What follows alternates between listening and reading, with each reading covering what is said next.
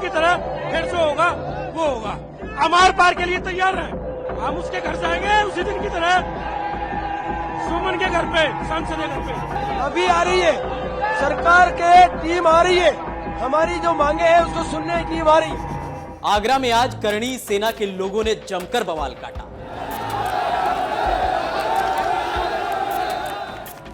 एतमादपुर में राणा सांगा जयंती पर रक्त स्वाभिमान रैली में क्षत्रियों का रैला उमड़ा।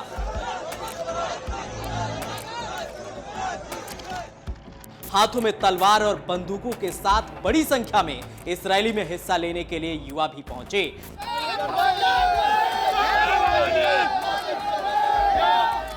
हाईवे की दुकानें बंद करा दी गईं। बुलडोजर पुलिस ने जब्त कर लिए हैं।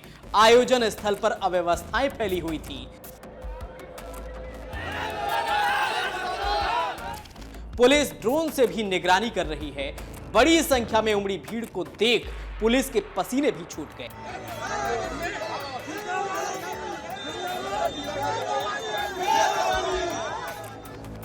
गढ़ी रामी में 20 बीघे से अधिक जमीन पर 4 फीट ऊंचा मंच और पंडाल खचाखच भर गया।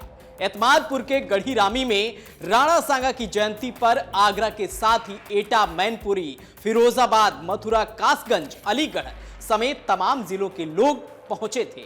राणा सांगा पर सपा सांसद के विवादित बयान को लेकर आक्रोश साफ तौर पर नजर आ रहा था। वहीं पुलिस भी अलर्ट है।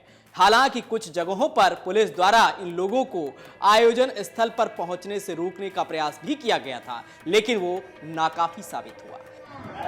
रामजी लाल सुमन द्वारा राज्यसभा में हमारे राष्ट्रवीर राणा सांगा जी के प्रति प्रतिकूल टिप्पणी होने पर सभी राष्ट्रवादी लोग, क्षत्रिय समाज के अलावा अन्य समाज के लोग जो राष्ट्रभक्त हैं, उनकी भावना आहत हुई है। आज उसी के विरोध में आज राणा सांगा जी की पुण्यतिथि है। मैं आगरा के एमपी होने के नाते स्वागत करता हूं, अभिनंदन करता हूं। जो जात, वर्ग, क्षेत्र, धर्म अपने पुरखों का सम्मान नहीं करता है, वो आगे नहीं बढ़ता। ऐसी जयंतियों से जागृति आती है, जागृति से सोच बदलती है, सोच से संघर्ष करने की क्षमता, संघर्ष से सत्ता, सत्ता से इतिहास, इतिहास पर ऐसे ही हर साल 12 अप्रैल को पढ़ा लिखा समझा और सराहा जाता है। राणा सांगा मात्र 27 साल में राजा हो गए और सुमन जी के द्वारा ये कहना कि बाबर को राणा सांगा जी ने बुलाया था, मैंने पूरा बाबरनामा पढ़ा है। राणा सांगा जी ने इब्राहिम लोदी को 1517 में खतौनी में हराया और 1519 में धौलपुर में हराया। बाबर की सेना को 1527 में बयाना में हराया।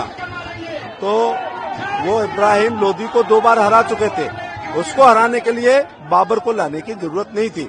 और जब 1526 में पानीपत का पहला युद्ध हुआ, राणा सांगा बाबर की तरफ से नहीं लड़े थे इब्राहिम लोदी के लिए, वो इब्राहिम लोदी और उनके बीच में युद्ध हुआ था। इसलिए उन्हें माफी मांगनी चाहिए और उन्होंने जो ये राष्ट्रीय भावनाओं को क्षति पहुंचाई है, लोगों की भावनाओं को, उन्हें माफी मांग लेनी चाहिए। चेतावनी दी है कि 5 बजे तक मांग नहीं मानी जाती है, तो आगे की रणनीति होगी। प्रशासन की तरफ से निश्चित तौर से वार्ता करने के लिए अधिकारी आएंगे। सम्मेलन को लेकर पुलिस के निर्देशों के बाद हाईवे की दुकानों को बंद रखा गया। कोई बुलडोजर लेकर ना आए, इसके लिए भी सभी जेसीबी मशीनों को पहले ही जब्त कर लिया गया। सम्मेलन के दौरान हर गतिविधि की ड्रोन से निगरानी की जा रही थी। सादा कपड़ों में पुलिस के साथ खुफिया एजेंसियों के जवान भी यहां पर तैनात किए गए थे। राणा सांगा पर विवादित बयान देने वाले सपा के राज्यसभा सांसद रामजी लाल सुमन के घर पर कड़ा सुरक्षा पहरा लगाया गया। गढ़ी रामी से ही पहले क्षत्रिय करणी सेना ने कूच कर सांसद के आवास पर हमला किया था। अब इस तरह की कोई अप्रिय घटना ना हो, इसे लेकर पुलिस अलर्ट दिखी। सपा सांसद के आवास की पुलिस की ओर से सुरक्षा व्यवस्था और पुख्ता रखी गई। डीसीपी सिटी सोनम कुमार के नेतृत्व में पुलिस फोर्स ने एमजी रोड पर फ्लैग मार्च किया। बता दें कि एमजी रोड पर ही सपा सांसद रामजी लाल सुमन का आवास है। करणी सेना सम्मेलन के चलते सपा नेताओं को नजरबंद कर दिया गया। पिनाहट के भदरौली स्थित सपा कार्यालय पर पुलिस ने सुबह से ही सपा जिलाध्यक्ष, उपाध्यक्ष समेत दर्जनों कार्यकर्ताओं को अपने पहरे में ले लिया। आगरा के गढ़ी रामी में आयोजित करणी सेना के रक्त स्वाभिमान सम्मेलन में युवा डंडे और हथियार लेकर पहुंचे थे। इस दौरान सम्मेलन में पुलिस फोर्स को देख युवाओं ने हथियार लहराए। बता दें कि करणी सेना की ओर से एक डंडा, एक झंडा के साथ आने के लिए कार्यकर्ताओं से आह्वान किया गया था।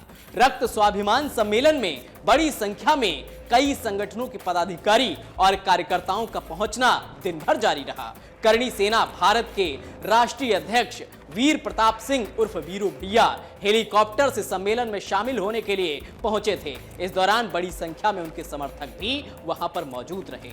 समाजवादी पार्टी अध्यक्ष अखिलेश यादव ने कहा है कि मुझे पूरा भरोसा है कि प्रशासन रामजीलाल सुमन के साथ किसी भी तरह का अपमानजनक व्यवहार नहीं कर पाएगा। अगर सरकार ने इसके लिए अभी भी खुली छूट दे रखी है तो इसके लिए सरकार जिम्मेदार है। इसके अलावा अखिलेश यादव ने योगी सरकार पर कुछ और निशाना भी साधा है। मुझे पूरा भरोसा है कि प्रशासन रामजीलाल सुमन जी के सम्मान और रामजीलाल सुमन जी के ऊपर किसी तरह का अपमान का व्यवहार नहीं कर पाएंगे। और अगर अभी भी सरकार ने खुली छूट दे रखी है तो सरकार इसके लिए जिम्मेदार है। सरकार ही इसके लिए जिम्मेदार है। मुर्शिदाबाद में लगातार हिंसा चल रही है। भाजपा बोल रही है कि केंद्रीय पुलिस को वहां तैनात किया जाए। आप कैसे देखते हैं? ममता बनर्जी जी वहां पर कानून व्यवस्था बना लेंगी और केंद्र सरकार ने ही व्यवस्था खराब की है। केंद्र सरकार ही जानबूझ करके इस कानून को लेकर के आई है। बंगाल का चुनाव जीत लें, बिहार का चुनाव जीत लें, उत्तर प्रदेश में नाकाम है, बिहार में नाकाम है और बंगाल में ये भारतीय जनता पार्टी के नाकाम है। अपनी नाकामी छिपाने के लिए वक्फ बोर्ड का बिल ला करके इन्होंने जानबूझ करके इस तरह का माहौल पूरे देश में बनाया है। जम्मू कश्मीर में भी एक आतंकी ढेर हुआ, एक जवान ढेर हुआ है, 3 आतंकी ढेर हुए हैं, एक जवान शहीद हो गए हैं।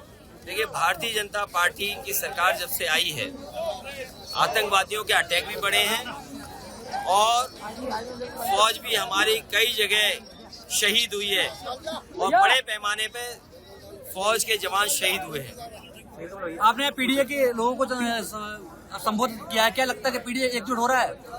पीडीए पहले भी एकजुट था और उसी का परिणाम ये है कि भारतीय जनता पार्टी दूसरे नंबर पे पहुंच गई।